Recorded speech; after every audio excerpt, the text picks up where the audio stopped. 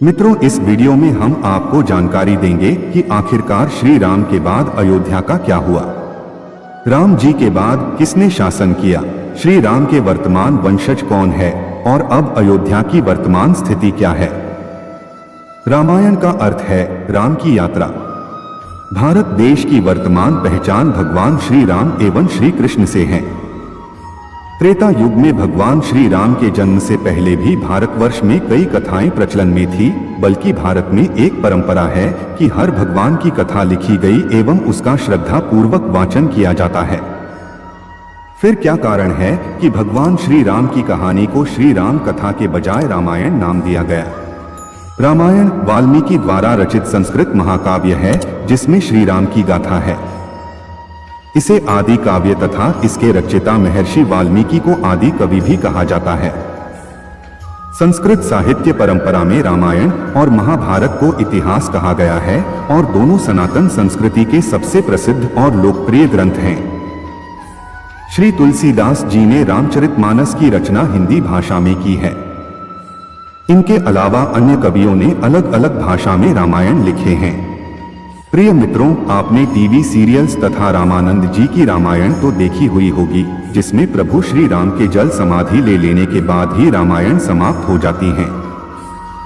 ज्यादातर लोग इतनी ही कथा की जानकारी रखते हैं, परंतु क्या कभी आपके मन में यह विचार आया है कि भगवान श्री राम के बाद अयोध्या का क्या हुआ होगा, उनके पुत्र लव कुश का क्या हुआ होगा तथा सूर्यवंशियों का वंश आगे कैसे बढ़ा होगा। तो मित्रों, आप सभी इस प्रश्न का उत्तर जानना चाहते हैं तो इस वीडियो को पूरा देखें और चैनल को सब्सक्राइब कर कमेंट में जय श्री राम जरूर लिखें। चलिए वीडियो शुरू करते हैं। रावण का अंत करने के बाद जब प्रभु श्री राम माता सीता को अयोध्या वापस ले आए, तब माता सीता को यह नहीं पता था कि अभी उनकी परीक्षाओं का अंत नहीं हुआ है। उनके सामने अभी एक और परीक्षा खड़ी है। प्रभु श्री राम ने जब अपनी प्रजा के कहने के कारण माता सीता को त्याग दिया, तब माता सीता वन में गई और वाल्मीकि जी के आश्रम में शरण ली। वही वाल्मीकि जी के आश्रम में ही माता सीता ने श्री राम प्रभु के पुत्र लव कुश को जन्म दिया। माता सीता को त्यागने के बाद भी प्रभु श्री राम ने किसी दूसरी स्त्री से विवाह नहीं किया। यह उनके प्रति उनका प्रेम ही था। माता सीता की अनुपस्थिति में जब प्रभु श्री राम ने अश्वमेध करना चाहा, तो उसमें उन्होंने किसी अन्य रानी से विवाह करने के बजाय माता सीता के पुतले को साथ लेकर बैठे। भगवान राम के अयोध्या छोड़ने के बाद लव कुश अपनी सेना के साथ अयोध्या आए और वहां का शासन संभाला। कुश ने कुमुदावती से विवाह किया और उनसे उनकी पुत्री हुई जिनका नाम अतिथि था। इसके बाद अतिथि के पुत्र हुए निषाद और निषाद के पुत्र हुए नल और नल के पुत्र हुए नाग। इस तरह यह वंशावली बढ़ते बढ़ते आ पहुंची महाभारत काल में राजा बल तक। इतिहास में बाल का उल्लेख राम के 50वें पीढ़ी के रूप में होता है। इन्होंने महाभारत के युद्ध में कौरवों के पक्ष से युद्ध भी लड़ा था। चक्रव्यूह युद्ध के बीच अभिमन्यु और बाल में घमासान युद्ध हुआ और अभिमन्यु के प्राण घातक तीर से बाल की मृत्यु हो गई। मित्रों, आगे की कथा बताने से पहले आपको यह बता दें कि पुराणों में लक्ष्मण, शत्रुघ्न और भरत के भी दो पुत्रों का वर्णन मिलता है। भरत के पुत्र का नाम था दक्ष और पुष्कर। लक्ष्मण के पुत्र का नाम था चित्रांगद और चंद्रकेतु। वहीं शत्रुघ्न के पुत्र का नाम था सुबाहु और शूरसेन। जब राम जी ने भरत का राज्य अभिषेक करने को कहा तो भरत नहीं माने। तब श्री राम ने दक्षिण कौशल प्रदेश में कुश और उत्तर कौशल प्रदेश में लव का राज्य अभिषेक किया। भगवान राम के समय में भी कौशल राज्य उत्तर और दक्षिण में विभाजित था। ऐतिहासिक तथ्यों के अनुसार लव ने लवपुरी नामक नगर की स्थापना की थी।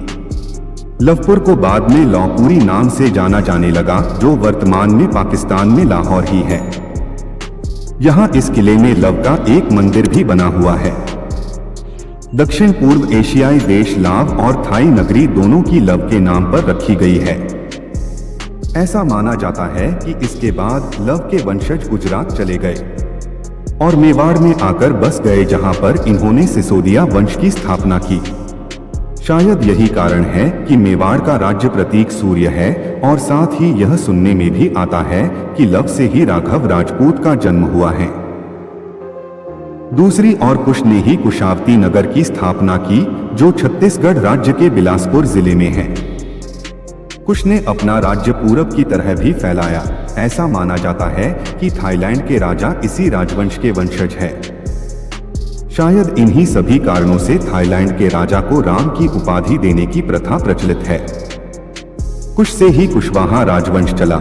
इसके अलावा मौर्य साम्राज्य की स्थापना भी उसके वंश से ही हुई।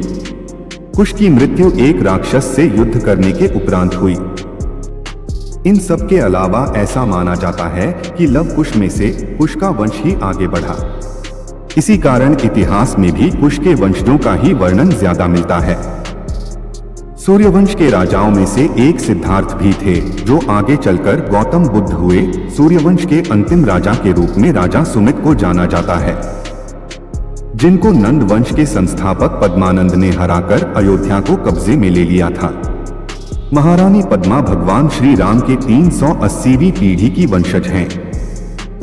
इस शाही परिवार की संपत्ति लगभग 20,000 करोड़ के आसपास है। जब माता सीता ने धरती में प्रवेश किया था और भगवान श्री राम के वैकुंठ लोक जाने के बाद लव और कुश ने अपने वंश को आगे बढ़ाया। लव के वंश का अभी कुछ खास पता नहीं चल पाया है, लेकिन जयपुर की महारानी पद्मा श्री राम के दूसरे पुत्र कुश के वंश से संबंध रखती हैं। दोस्तों, अगर आपको ये वीडियो अच्छा लगे तो वीडियो को लाइक और शेयर करें और चैनल को सब्सक्राइब करें और हाँ, घंटी को बजाना ना भूलें, जिससे आपको हमारी आगे आने वाली वीडियो का पता चलता रहे। अब हम आपसे आज्ञा चाहते हैं।